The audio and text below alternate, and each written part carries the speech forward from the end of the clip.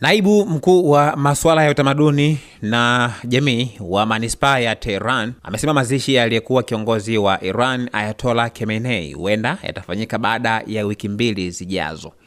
Amesema kuwa mahali pa mazishi ya Ayatollah Khamenei patakuwa katika hekalu ya Imam Reza mjini Mashhad kwa kuzingatia wosia wake na mapendekezo ya ndugu zake. Mohammad Amin Tavakolzad amesema katika mkutano wa 52 wa tume ya kijamii na kitamaduni ya miji mikuu ya Iran kwamba jeshi la nchi hiyo ndio litakaloratibu shughuli hiyo na kwamba siku 3 za maandamano ya wananchi zimepangwa kama sehemu ya shughuli za mazishi. Tavakolzad amesema baada ya hafla ya kuaga mwili, sala za mazishi na taratibu nyingine za maziko zitafanyika na shughuli hizo pia zitadumu kwa takribani ya saa 24 katika mji wa Tehran.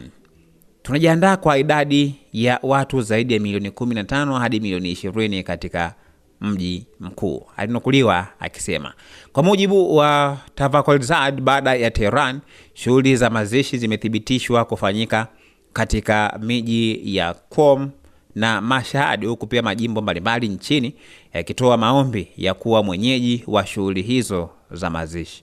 Naibu meya wa Tehran amesema kuwa viongozi na waombolezaji kutoka Pakistan, Afghanistan, India, Bangladesh, Kashmir na maeneo mengine ya ulimwengu wa Kiislamu upande wa mashariki wanatarajiwa kusafiri kwenda Mashhad kuhudhuria shughuli hizo. Pia amesema kuwa miji iliyoko katika njia ya msafara wa mazishi itakuwa mwenyeji wa hafla za maombolezo kwa angalau siku moja, ambapo miji hiyo ni pamoja na Qom, Karaji, Save, Galmsal pamoja na Semnam.